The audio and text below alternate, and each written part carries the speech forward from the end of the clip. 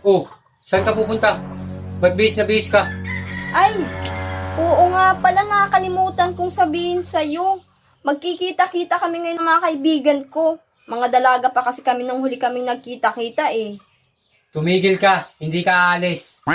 Hindi pwedeng hindi ako pumunta. Magtatampo yun mga yun sa akin.